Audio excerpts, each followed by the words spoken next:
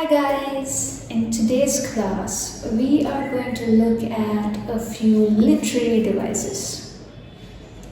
So when you sit to write something, you don't want to just simply say what happened. You don't want to simply rant about it. You instead would want to make it interesting and gripping enough that your readers would want to continue reading what you've written. So to add flavor, texture, energy, creativity, and that little spark in your writing, literary devices could be used. In simple terms, literary devices are techniques that writers use to convey a deeper meaning than what is just written on a page.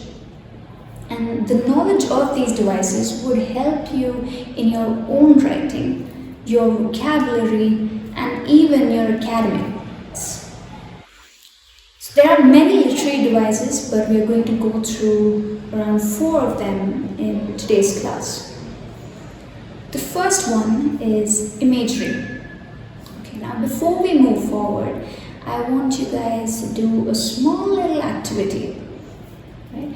For this, I need you all to close your eyes and focus on the images that come to your mind as I say the next few lines or sentences.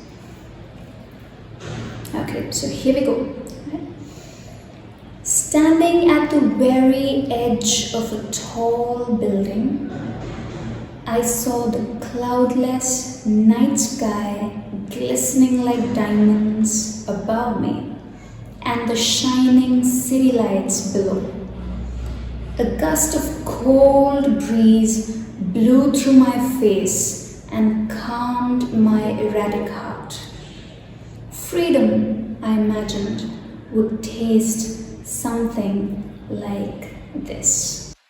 So the picture that might have formed in your mind as I said those words would have probably been something like this.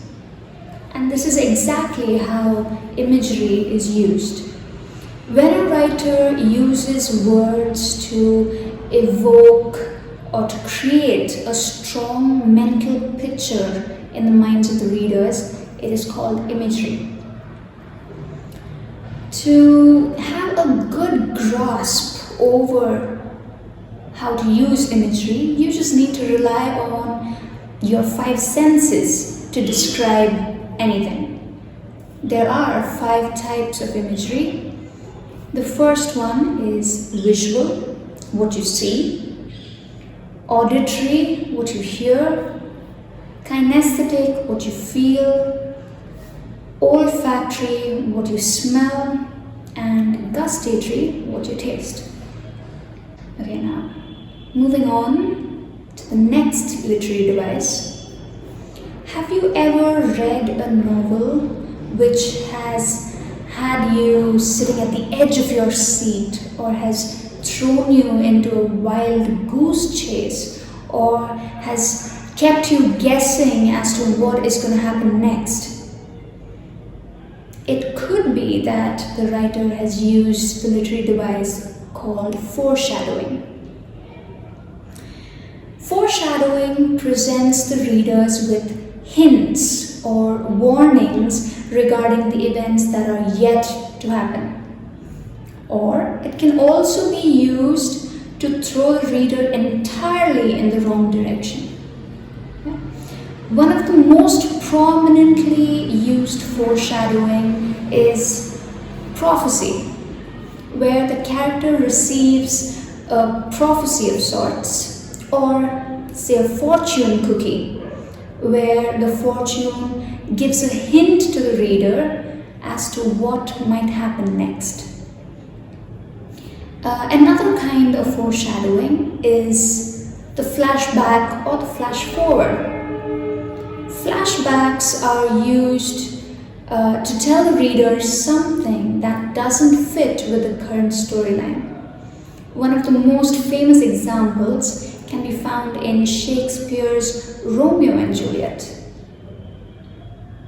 And in the movies, we can see it explicitly in Harry Potter.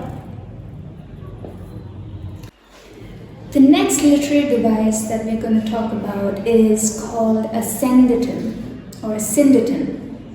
It is a writing style where we leave out all the conjunctions and just write the statements. It could create a rhythm and an impact in the minds of the readers.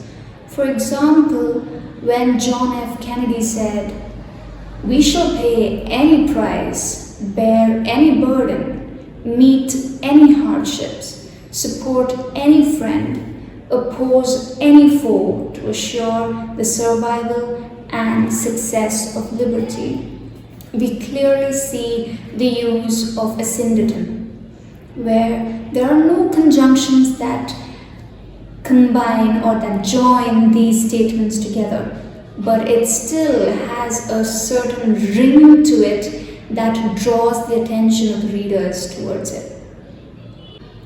The last but not the least is the SYNECDOCHE. So a hint that could help you remember what SYNECDOCHE is all about could be part for the whole or whole for part. Let's look at this literary device with an example. Suppose I say, "I love those wheels."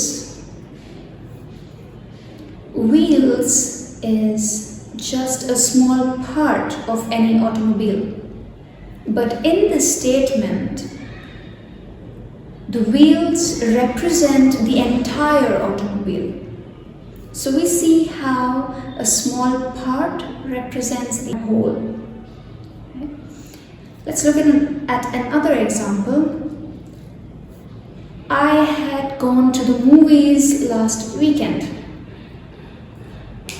The word movies in this statement refers to just one movie at a particular theater. But we say the movies as a whole. So we see how the whole refers to a single small part. Okay guys, that's it for today. I hope you all understood everything that we've covered. Thank you.